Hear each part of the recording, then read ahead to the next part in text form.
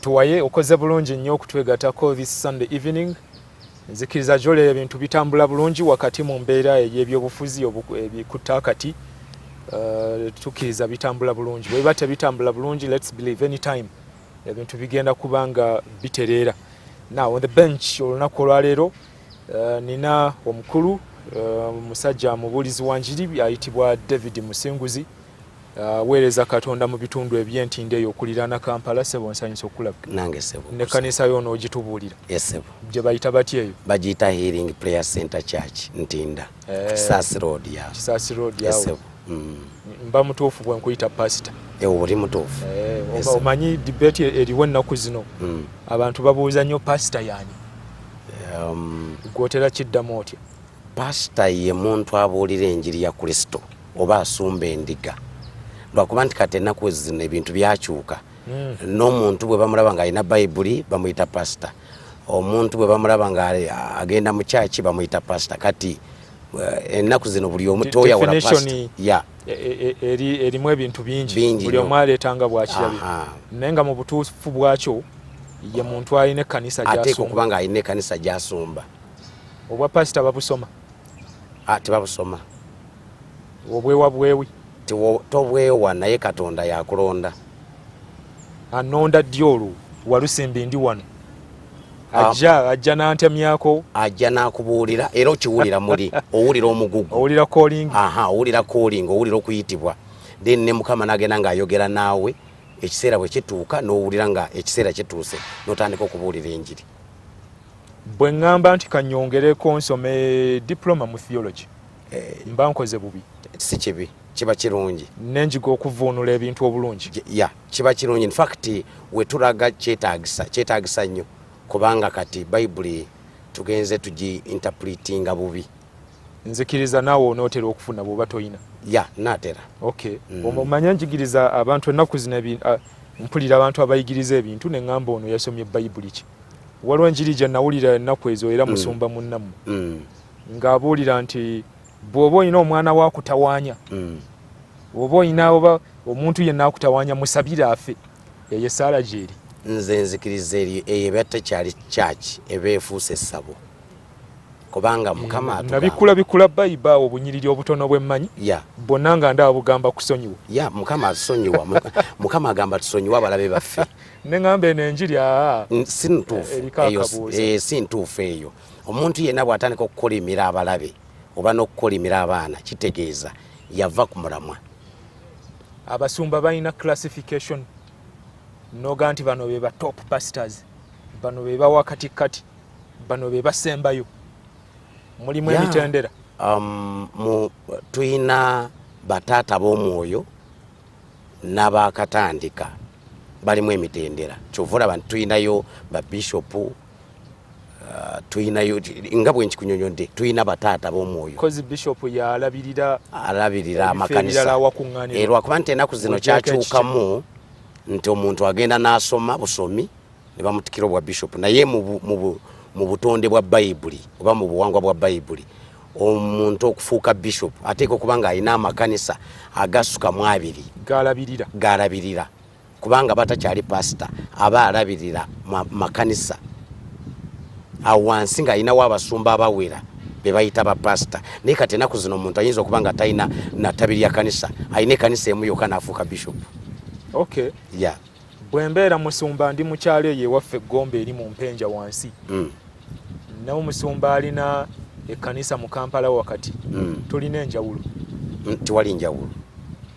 Enjawulo yakubeera mu kibuga n'omulala n'abeera mu kyalo naye nga tiwali njawulo. Katonda ab'omu n'ekkanisa ebeemu gy'osumba n'oli gy'asumba. Ate in fact ne bw'abeera mu kyalo kubanga Bayibuli egamba nti n'akuwa omukisa mu kibuga ne mu kyalo. Era Bayibuli egamba mugende mu nsi yonna mubuulire enjiri. Kakati ow'omu kibuga n'ow'omu kyalo tewali njawulo. Bonna babeera be bamu.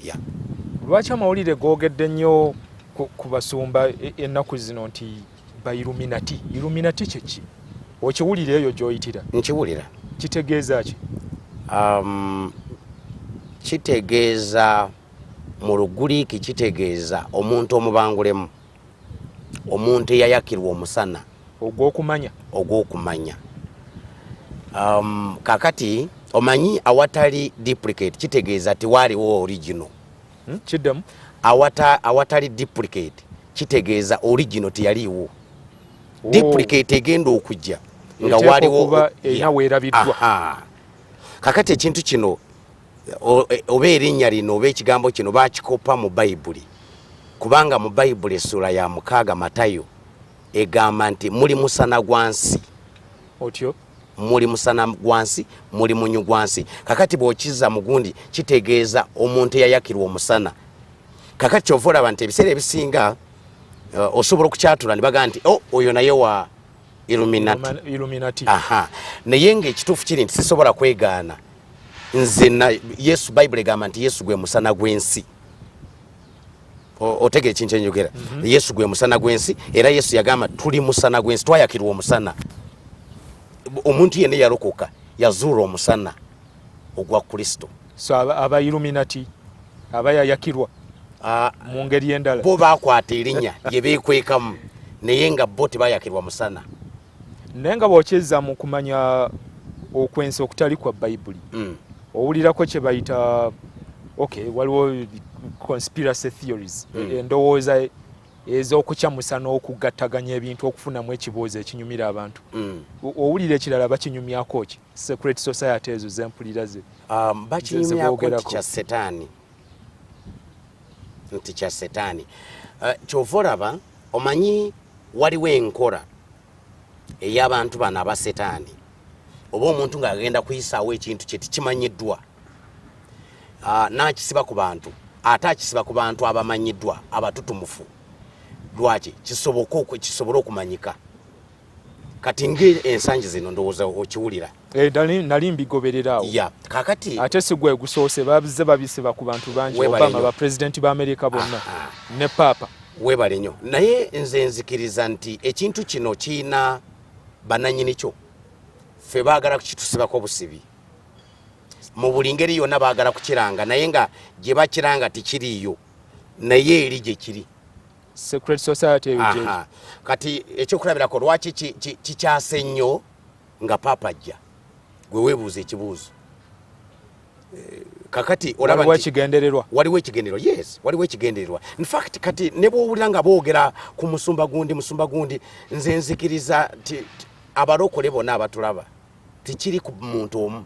Waliwo ekintu ekyagala okuzikiza ekkanisa ya Kristo, abantu bave ku mulamwa abakkiriza ku Kristo. Naye ne Paapa bakimutaddeko amawulire ga wano, naye era si gwe gusoose, bapaapa bazze bakibateekako. Bw'oba osoma ndaba ne bino ebitabo bya Dan Brown agezaako okunoonyereza ku society bwe zityo, naye akisiba ku Vatican. Mu Romans bagamba nanyini kyo yava mu Bakatuliki. Yava mu Bakatuliki. Kakati kitegeeza ky'Abakatuliki, naye ffe bakitusibako obusibi. Nze mwami wa Lusimbi nzikiriza bwe nti, kubanga biri mu mawulire nti baayogera abasumba abawano abakirimu. Kati kanjogere ku musumba gwemanyi nga nze, kati nga Pastor Kayanja Robert. Yes, musumba wange. Nze nzikiriza nti omuntu yenna akozesa setaani tabula. Bw'abanga kati bagamba nti akozesa Illuminati, Luli yali akozesa ki? Kubanga kati amaze mu buweereza emyaka 3. Kati Luli nga tikinaba kujja yali akozesa ki? Kubanga ne Luli yali atambuza abalema, ne Luli yalina amafuta, ne Luli yali akola ebyamagero bamuzibe balabanga. Kati Luli yali akozesa ki? In fact ate Luli ng'atandika obuweereza kyali waasi, bagamba yasabiranga emmeeza nga teri muntu agisemberera, amafuta nga mangi, nga bantu basumululwa. Kakati olwo yali akozesa ki? Nze kyenzikiriza nti waliwo ekintu baagala kulanga ekintu kyabwe, naye baagala kukisiba ku bantu. Ekyokulala bakimanyi nti bwe boogera ku Pastor Kayanja, ne boogera ku Serwadda, ku mpagi zennyini omutwe gw'ekkanisa Namutebi bamwogerako. Weebale nnyo Namutebi.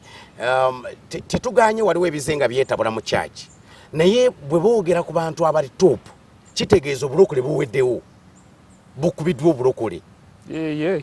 Abalokole muli bangi. No, Bayibuli egamba nti ndikuba omusumba Endiga zisaasaana kati toyina engeri yonna gy'ogenda okukyusa abalokole okujjako ng'okubya abasumba babasumba. Katujja mu kitundu ekyokubiri tuwaye kyagenda mu maaso. Ndina omusumba David Musinguzi.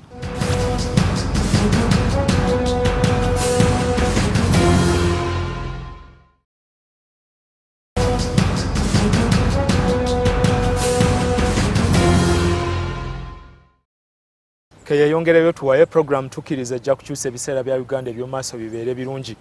Ndina omukulu David Musinguzi, musajja muweereza wa Katonda. Omanyi ebya conspiracy theories ebyo ne ba conspiracy ababitondawo tebiggwa.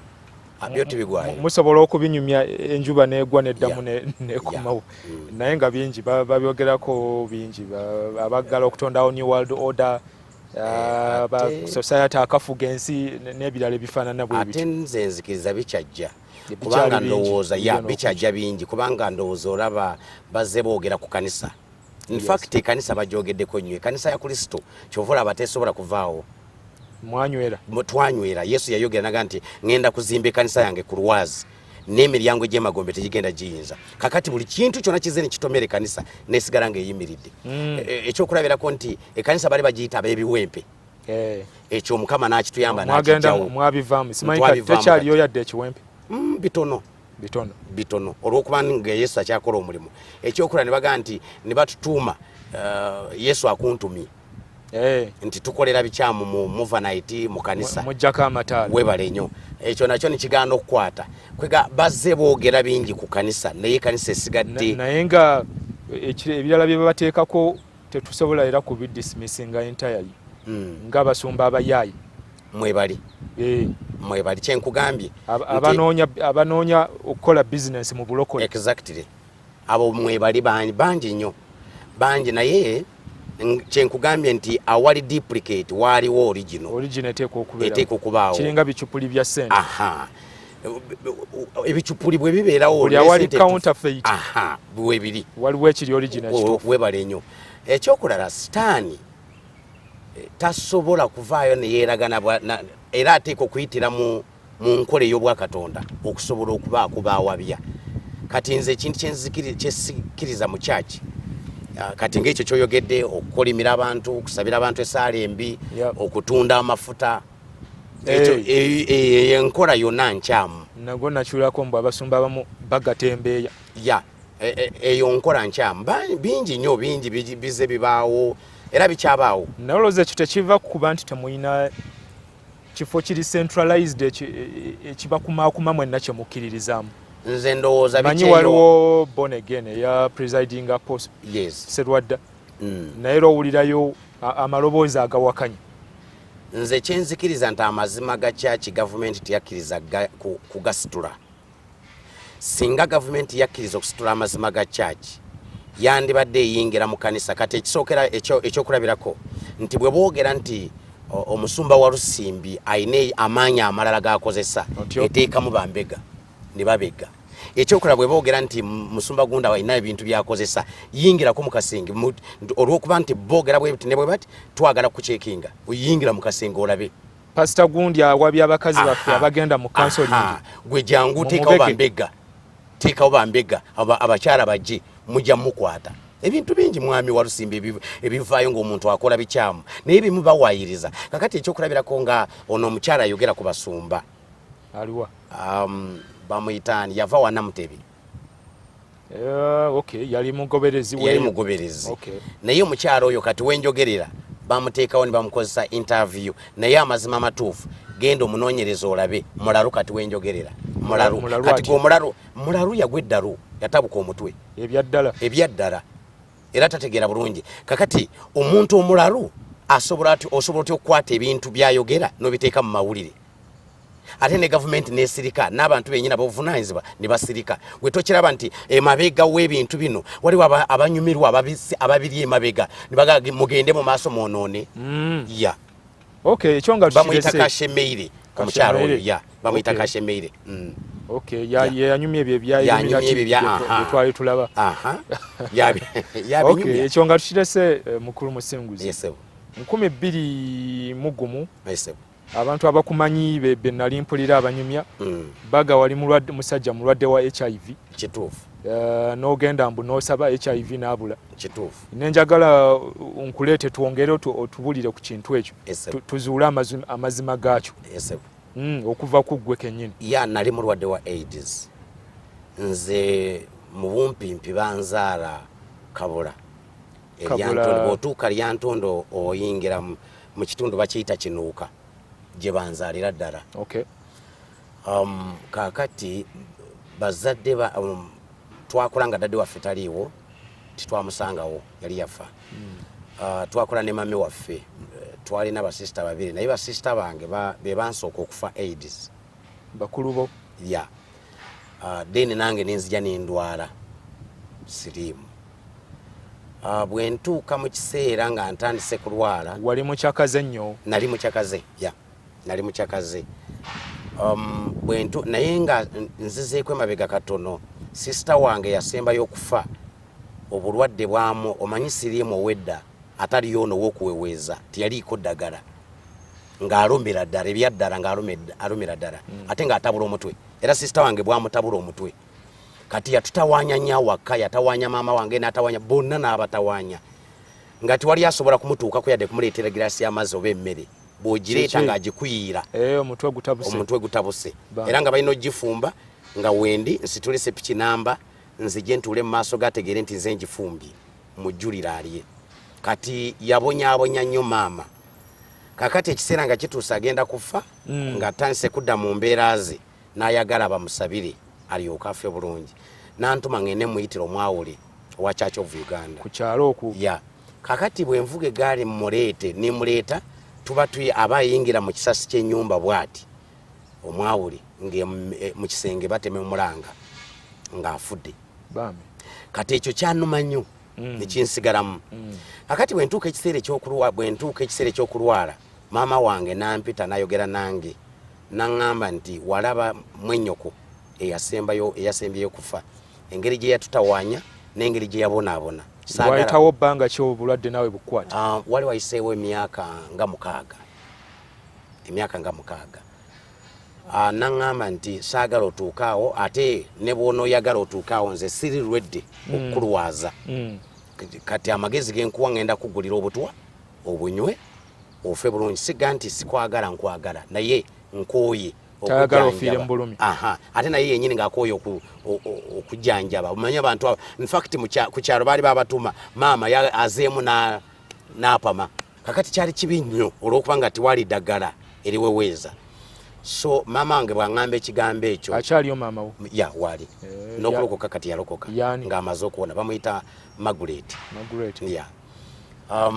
bw'amala okukiŋŋamba nze niŋŋamba sigenda kufa nga sisita wange otyo nintumya abalokole ku kyalo tebasangawo musumba basangawo omuwala yali akulira worship team ng'abuulira enjiri najja nanjatuza obulokozi oli ku kitanda awo nga ndi waka ku kitanda baali bakebedde ne bakakasa nti olina HIV empapula eziwera ate n'abafudde ku kyalo nga bawera abakakasiza ddala omanyi waliwo okwongeramu siina kyensobola okuyamba ku mukama kyatakoze sisobola kukyogera nti takikoze kakati bino byonna byaliwo nekyalo abantu kyenjogera bakimanyi kakati bw'amala okunsabira nimbimuyitiramu byonna naga nti bw'onywa obutwa ogenda geyeena omuwala ono gwe baleese wamubuulira kyobaddeomubuulira byonna maama wange byaŋŋambye kyonna kyempitamu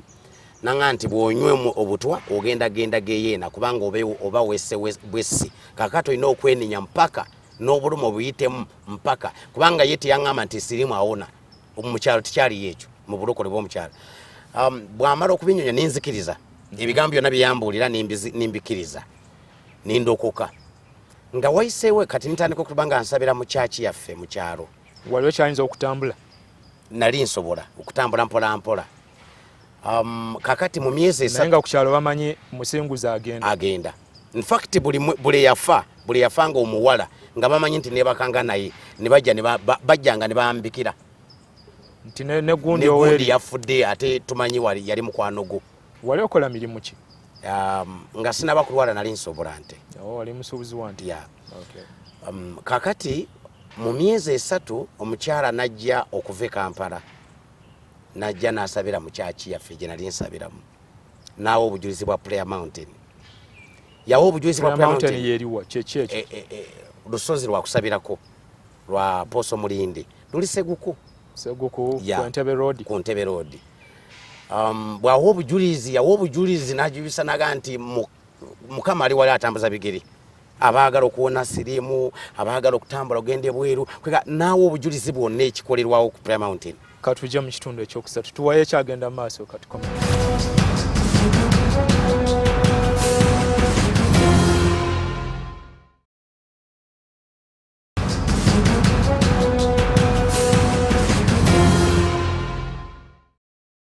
Katugende mu maaso ndina omukulu David Musinguzi bakubuulidde awo ebiri ku Prayer Mountain. Otyo kakati omukyala bwe tuva mu service ne musaba address kubanga nali simanyi Kampala. In fact ekibuga kye nali manyi kali Katale. Akewammwe wali akewaffe ya mu Kinuuka. Abalolewe bakimanga ente. In fact akatale bakayita Kaliro kali mu kitundu kye Kaliro. Okay.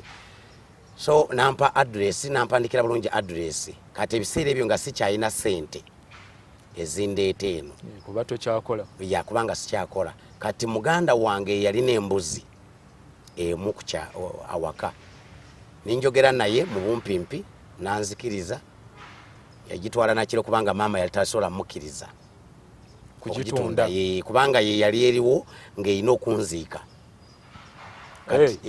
Bwe nabimuyitiramu ye mugala wange wakufa basimeyo muwogo wali batene embuzi kati nagitunda bwamala ogitunda nankwasa sente. Muganda wange bwabuulira mama mugambye ogenda kusaba mugambye nti nzudde wengenda okuwonera saababuulira byonna kubanga nze naliyo mukyaki nzeka nanzikiriza. Kati bwabuulira mama wange namugamba okutema n'okuzibula njagala sente ezo kubanga zezigenda okumuziika kugula amabugu.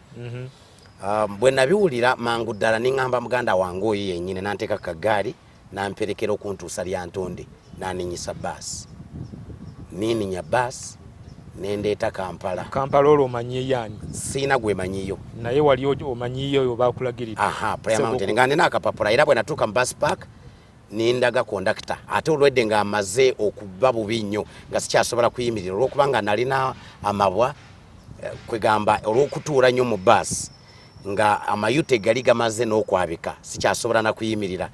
So okuva mu bus park nga ndi mu bulumi okuva mu bus park bampa ow'ekigaali yantuusa mu park kyenyini ekisitula ebikutiya ebyo nekintuusa mu park enkadde.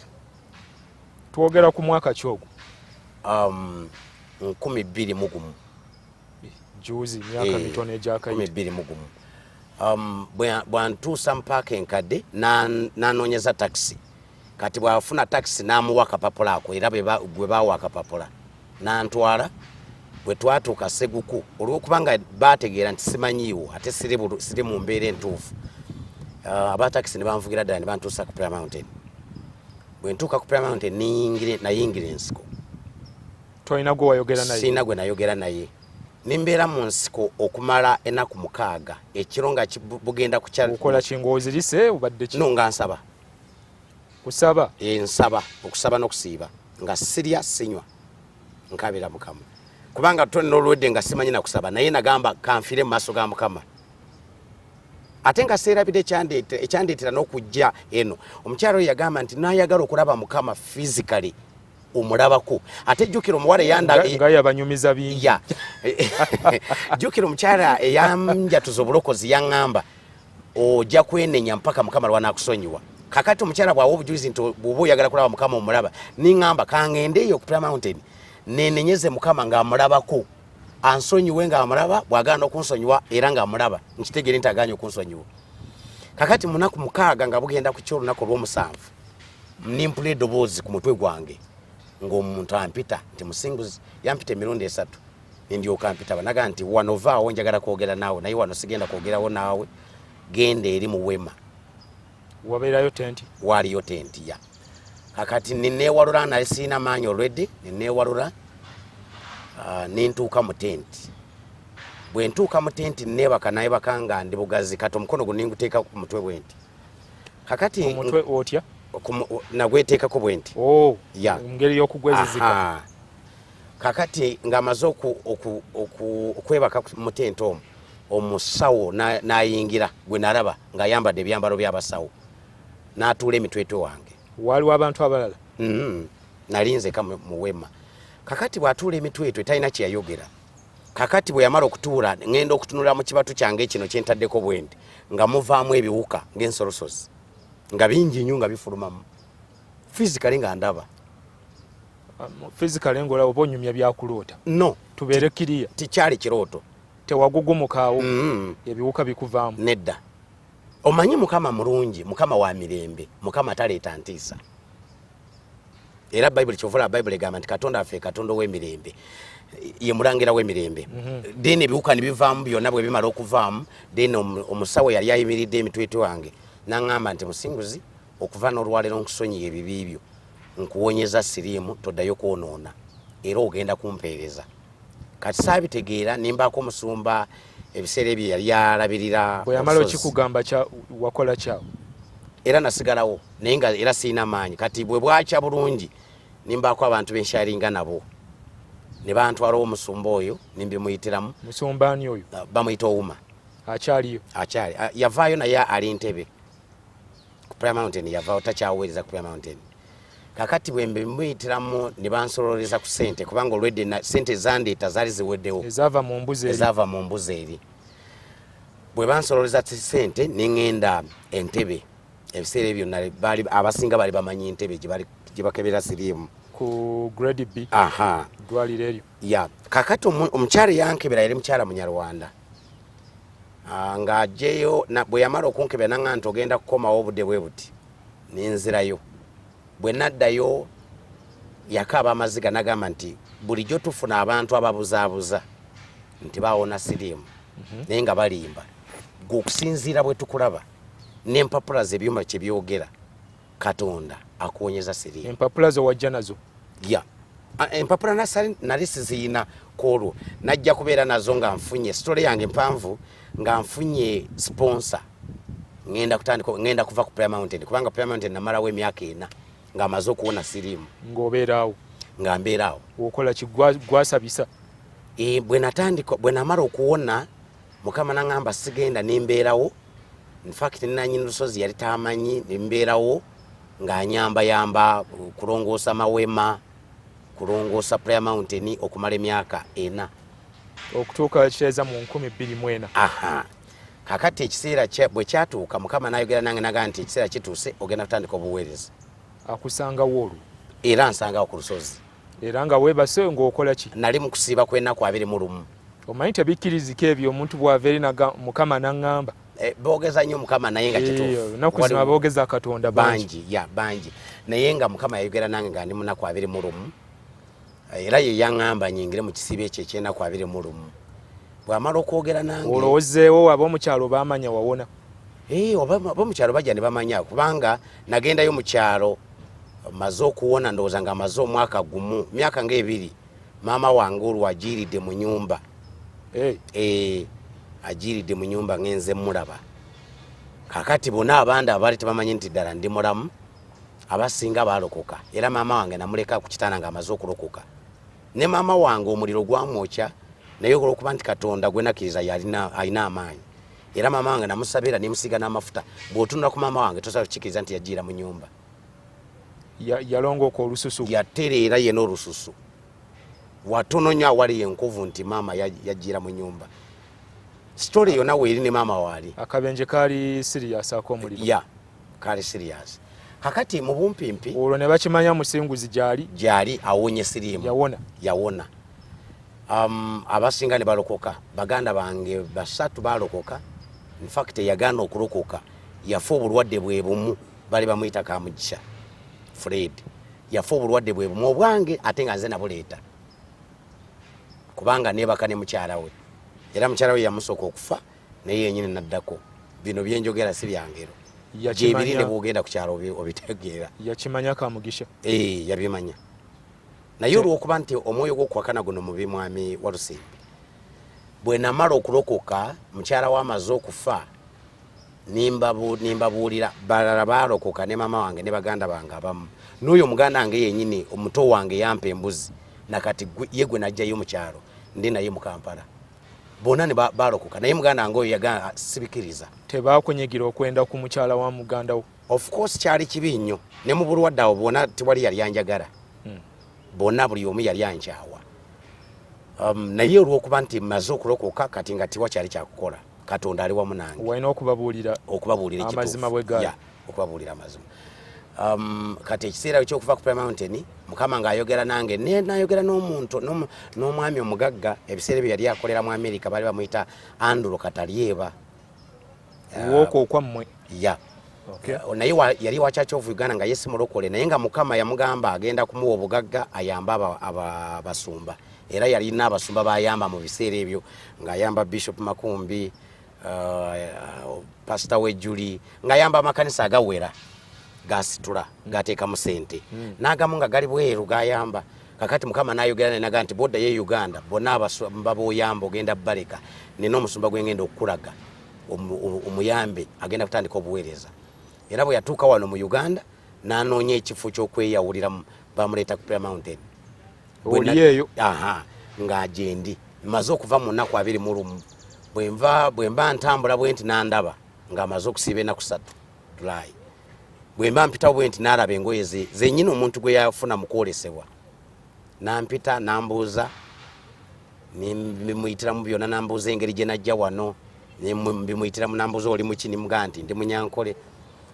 Kakati bwe namutuunanga nti ekifaananyi kyendabye Mukama kye yandaga mpulira njagala kuyamba n'ambuuza wajja otya wano kati kwe kumugaa nti nali mulwadde wa siriimu naga nti ebyo sibikiriza nti abantu bawona siriimu ng'era abawakana kakati bawakana ate nga yali muntu wa ddiini. Tuwaye nga bwegenda mu maaso osobola okuwandiika ebirowoozo ebimu tubiteekawo mpola mpola ne biyitawo wansi awo ojja kubiraba olaba abawakana.